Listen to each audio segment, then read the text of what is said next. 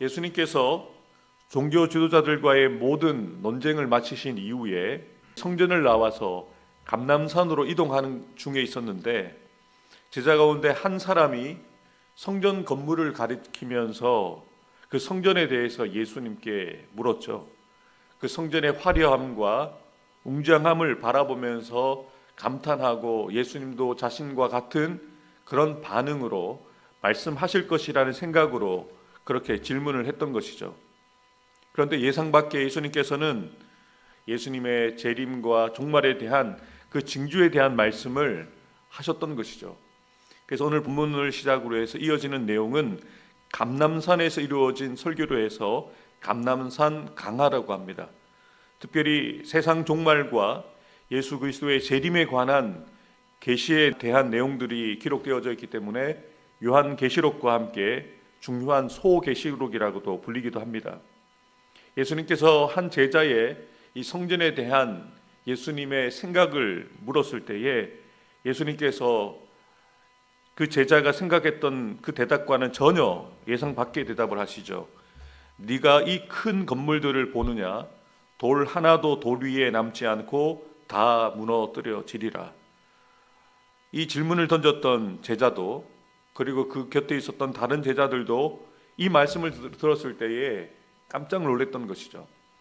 예수님 당시에 예수님이 드나드셨던 그 성전은 제3성전이라고도 하고요, 헤롯 성전이라고도 합니다.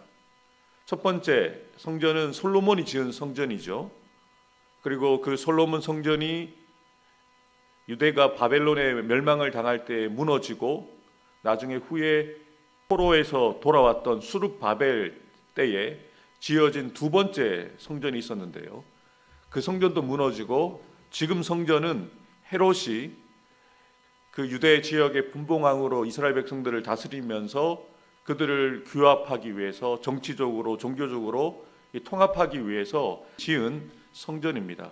그 규모가 예루살렘 지역의 약 6분의 1 정도로 그 성전의 부지와 성전의 건물들이 그렇게 넓은 지역에 크고 화려하게 지어졌다는 것이죠. 그래서 예수님께서는 성전 건물들을 바라보면서 감탄하고 있는 제자들에게 이 성전이 무너질 것이다라고 그렇게 말씀하시는 그 내용들이 이해가 되지 않는 것이죠.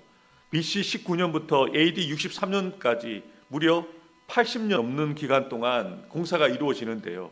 지금 예수님께서 사셨던 시대가 AD 30년이니까 여전히 공사가 마무리가 되지 않고 공사가 진행되고 있었던 그 성전이 얼마나 웅장하고 대단했겠습니까? 그만큼 헤롯 성전은 견고하고 화려했습니다. 그 성전이 얼마나 아름다웠던지 그 성전을 드나드는 사람들이 이런 말까지 했습니다. 헤롯의 건축물을 보지 않은 사람은 그의 평생에 아름다운 건물을 보지 못했다 라고 말할 정도로 그 성전의 웅장함과 화려함과 아름다움이 이루 말할 수 없을 정도였다는 것이죠. 그래서 당시 제자들뿐만 아니라 이스라엘 백성들은 예루살렘 성전이 그들의 자랑이었습니다. 더욱이 성전이 하나님의 영광이 나타나는 곳이었고 하나님의 임재가 머무는 곳이었기에 더더욱 그러했겠죠. 그래서 그들에게 예루살렘 성전이 파괴된다는 것은 도무지 상상할 수도 없는 일이고 있어서는 안 되는 일이라고 생각해 왔던 것이었죠. 그런데 예수님께서는 이러한 성전이 파괴가 될 것이다라고 예언하고 계시니 제자들이 놀랄 수밖에 없었던 것입니다. 예수님께서 이렇게 성전 파괴에 대한 예언을 하신 때부터 약 40년 후에 AD 70년경에 디도가 이끄는 로마 군대에 의해서 예수님이 말씀하신 그대로 돌 위에 돌 하나 남지 않고 철저하게 파괴가 되고 말았습니다. 예루살렘 성전 파괴에 대한 말씀을 들었던 제자들 가운데 놀랐던 제자들이 특별히 베드로와 야고보와 요한과 안드레가 예수님께 조용히 질문을 던지죠. 우리에게 이르소서 어느 때에 이런 일이 있으며 이 모든 일이 이루어지려 할 때 무슨 징조가 있겠습니까? 라고 질문을 던지는 것이죠. 왜냐하면 그들은 성전이 파괴가 되어지면 종말이 온다라고 생각을 했거든요. 그래서 두렵고 떨리는 마음으로 제자들 가운데 대표격인 베드로와 야고보와 요한과 안드레가 예수님께 질문을 던진 거죠. 어느 때에 이런 일이 일어나겠습니까? 어떤 징조가 있겠습니까? 라고 질문을 던지게 되면서 예수님이 이 종말에 대해서, 재림의 때에 대해서 예수님께서 말씀을 전하시는 내용들이 바로 감람산 강화인 것이죠. 먼저 제자들에게 그들에게 경고하시고 주의해야 될 말씀들을 주시죠. 5절 말씀 함께 읽겠습니다. 예수께서 이르시되 너희가 사람의 미혹을 받지 않도록 주의하라. 아멘. 예수님께서는 먼저 사람의 미혹을 받지 않도록 주의하라고 명령하십니다. 이는 거짓 그리스도들과 이단들이 예수 믿는 자들을, 성도들을 잘못된 길로 이끌 때에 그들이 정신을 차리고 주의하여서 미혹받지 않도록 그렇게 경고하시는 거죠. 지금 저와 여러분들이 살아가는 이 시대에도 거짓 그리스도가 참 많습니다. 또 여러분들이 아실 만큼 이단들도 참 많죠. 하나님의 교회, 신천지, 구원파, 다양한 이단 종파들이, 다양한 거짓 그리스도들이 나타나서 믿는 자들을 지금도 끊임없이 미혹하고 있는데요. 이러한 일들이 예수님께서 말씀하신 대로 종말의 때에 예수님이 재림하심이 가까워지면 질수록 이러한 일이 일어난다고 말씀하셨는데 이러한 일들이 일어나고 있다는 거죠. 6절입니다. 많은 사람들이 내 이름으로 와서 이르되 내가 그라하여 많은 사람을 미혹하리라. 나는 그 그리스도다 라고 말을 하면서 자신이 메시아라고, 너희들이 기다리는 그 메시아라고 주장하는 이들이 일어날 것이라고 예수님이 말씀하신 것처럼 예수님이 부활 승천하신 이후부터도 계속적으로 이런 거짓 그리스도가 나타나서 많은 사람들을 미혹하고 있고 지금도 미혹하고 있다는 것이죠. 7절과 8절 말씀 함께 읽도록 하겠습니다. 난리와 난리의 소문을 들을 때에 두려워하지 말라. 이런 일이 있어야 하되 아직 끝은 아니니라. 민족이 민족을, 나라가 나라를 대적하여 일어나겠고 곳곳에 지진이 있으며 기근이 있으리니 이는 재난의 시작이니라. 아멘. 전쟁과 기근, 지진은 이 시대의 끝이 오기 전에 있게 되어질 사건들을 이야기를 합니다. 이런 표적들은 시대의 끝, 종말, 인자의 오심이 아니라 끝이 가까이 오고 있다는 것을 알리기 위해서 반드시 일어날 사건과 현상이라는 것이죠. 그래서 아직 종말이 만 것은 아니고 이제 곧 메시아가 다시 오실 것이라는 그 표시, 그 사인, 징조를 준다는 것이죠. 그러면서 이러한 징조들이 어떠한 메시지를 성도들에게 주는 것인가? 8절 후반절입니다. 이는 재난의 시작이다. 이 재난의 시작이라는 이 표현을 문자적으로는 산통을 의미합니다. 저는 그 산통을 가지지 못한 남자이기 때문에 잘 모르겠습니다만 그 산통이라는 것은 이 고통의 극치를 상상하게 만들죠. 아이가 태어날 때가 임박했다는 것을 알리는 신호이기 때문에 고통이지만 또한 기쁨이 되는 것이죠. 이중적인 의미를 갖는 것이죠.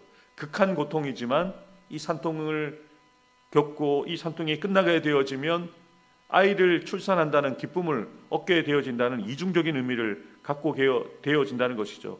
그래서 예수님께서 4절부터 8절에 또 이후에 소개하고 있는 그 재앙들은 아주 끔찍한 것들이지만 시대의 끝은 아직 아니라는 것이죠. 사랑하는 성도 여러분, 그리스도인 되어진 저와 여러분들은 예수님이 오시는 그 재림의 때를 사모하고 또 그 종말의 때를 바라보면서 살아가는 저와 여러분들인데요. 저와 여러분들은 되어지는 여러 가지 일들을 바라보면서 그 이면에 있는 것들, 그 너머에 있는 것들을 또 재앙의 결과들을 우리가 예상하고 그것을 바라보면서 살아가는 저와 여러분들이 되어야 한다는 것이죠. 역사에는 분명한 목적과 끝이 있습니다. 예수님과 부활과 재림 사이에는 수많은 문제와 고통들이 있을 수밖에 없습니다. 그래서 우리를 두렵게 하고 우리를 염려하게 만드는 일들, 우리를 낙심하게 만드는 일들이 있고 우리를 미혹하는 일들이 끊임없이 우리에게 찾아온다는 것이죠. 그런데 이러한 일들의 목표와 이러한 일들의 끝은 예수님의 재림이라는 것이죠. 마치 신랑을 기다리는 신부의 마음과 같이 주님 오실 때를 사모하는 마음을 갖고 살아가야 되는 저와 여러분들이 그렇게 사모하는 일들이 바로 이 재난이 시작되어지고 재난이 끝이 되어질 때 예수님이 오시는 그 예수님의 재림을 보게 되어진다는 것이죠. 그래서 역사에 나타나는 예수님이 말씀하시면 이러한 비극적인 그런 표적들, 사건들은 예수님의 재림을 예고하는 산통의 역할을 한다는 것을 분명하게 우리가 기억해야 합니다. 사랑하는 성도 여러분, 하나님께서는 지금도 예수님의 재림을 목표로 역사를 이끌어가고 계십니다. 이것을 우리는 분명하게 알아야 합니다. 그래서 이 마지막 때를 우리가 사모하며 기다리며 예수님의 재림을 기다리는 자로서 그 예수님이 속히 오시기를 사모하는 마음으로 우리 이렇게 날마다 고백해야 됩니다. 아무 때나 어디에 있든지 마라나타, 주 예수여 어서 오시옵소서. 지금 한 가정에 장례가 있어서 어제부터 오늘 또 장례에 참여하게 되어지는데요. 나의 죽음은 아니지만 누군가의 죽음을 함께 경험하게 되어지면 참 생각이 많아지게 됩니다. 장례식장을 왜 현인들이 그 장례식을 꼭 가봐야 된다고 했는지 그 이유를 알게 됩니다. 나도 언젠가는 이 죽음의 때를 맞게 될 텐데 나는 잘 살고 있는가? 내가 죽음을 맞았을 때 나는 어떠한 죽음을 맞을 것인가? 라는 생각을 하게 되어지죠. 그래서 우리의 마음을 또 우리의 생각을 다시 한번 돌아볼 수 있는 그런 기회가 되어지죠. 예수님께서 왜 그 성전을 말씀하시면서 성전의 파괴를 말씀하시면서 이 마지막 때에 대한 말씀을 우리에게 주시는가? 우리가 주의하고 조심하며 늘 깨어서 하나님께서 우리를 위해서 준비하고 계시는 그 마지막 때를 기다리며 준비하는 자들이 되어야 한다는 것이죠. 사랑하는 성도 여러분, 재림, 마지막 때, 심판이라는 단어를 들으시면 어떠한 마음이 드십니까? 여러분의 마음 가운데 두려움, 피하고 싶은 마음이 혹시 드십니까? 주님이 우리에게 이러한 말씀들을 주신 것은 두려워하지 않도록, 또 그것을 피하는 자들이 아니라 그것을 사모하고 기다리는 자들로서 믿음으로 살아가도록 주님께서 미리 예고해 주시고 알려주시는 것이죠. 어제 대학 수학 능력 시험이 있었는데요. 대학 수학 능력 시험뿐만 아니라 학교에서 치러지는 모든 시험들도 마찬가지일 겁니다. 시험을 좋아하는 사람들은 없습니다. 시험을 기다리는 사람들은 없습니다. 그런데 그 시험에 대한 반응이 분명히 어떻게 준비한 사람, 어떻게 준비를 했는지에 따라서 그 반응이 다른 거죠.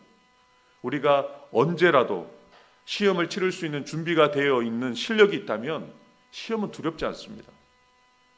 내 실력을 나타내 보일 수 있는, 내 실력을 많은 사람들에게 증명해 보여줄 수 있는 기회이기 때문에 시험을 기다리는 것이죠. 그래서 저와 여러분들이 어떠한 믿음을 가지고 어떠한 마음으로 재림의 때를 준비하고 있느냐에 따라서 이 재림에 대해서, 이 마지막 종말에 대한 우리의 반응이 달라진다는 것이죠. 여러분들은 어떠십니까? 주님이 재림하실 것이다. 세상에 종말이 올 것이다. 만약에 우리의 마음속에 두려움이 있고 피하고 싶은 마음이 있다면 우리가 아직 준비되지 못했다는 거죠.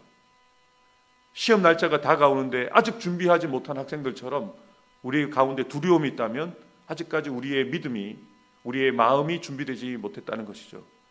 사랑하는 성도 여러분, 재림의 때가 언제인지, 그리고 예수님의 그 재림의 때에 일어날 사건이 무엇인지가 중요한 것이 아닙니다. 우리가 늘 준비가 되어 있다면 아무 때나 어디서나 주님 오신다고 하더라도 그 일은 우리에게 기쁜 일이 되는 거죠. 아멘, 주 예수여 어서 오시옵소서. 초대 예루살렘 교회 성도들은 온갖 핍박과 죽음의 위협을 당하면서 그들이 날마다 고백했던 고백이 마라나타였습니다. 죽음도 두렵지 않습니다. 그 죽음 이면에, 죽음 이후에 주님을 만나게 될 것이라는 그 간절한 소망과 확신이 있었기 때문에 두렵지 않았거든요. 부디 바라고 소망하는 것은 저와 여러분들이 그 시험을 잘 준비하는 학생들처럼 그 시험의 때가, 마지막 주님 오시는 그 때가, 재림의 때가, 세상의 종말이, 아니 우리 인생의 종말이 언제 찾아올지 모르겠지만, 그날이 오늘일 수도 있고 내일일 수도 있고 언제일지 모르겠지만 그 때를 두려움으로 맞는 자들이 아니라 그 때가 아무 때나 어디에 일어난다고 할지라도 주님을 사모하는 마음으로 그 주님의 재림을 기다리는 마음으로 아멘 주 예수여 어서 오시옵소서 마라나타 외칠 수 있는 그런 믿음을 준비한, 그런 주님을 사모하고 간절한 마음으로 준비하는 믿음의 사람으로 살아가는 저와 여러분들이 되기를 주님의 이름으로 축복합니다. 기도하겠습니다.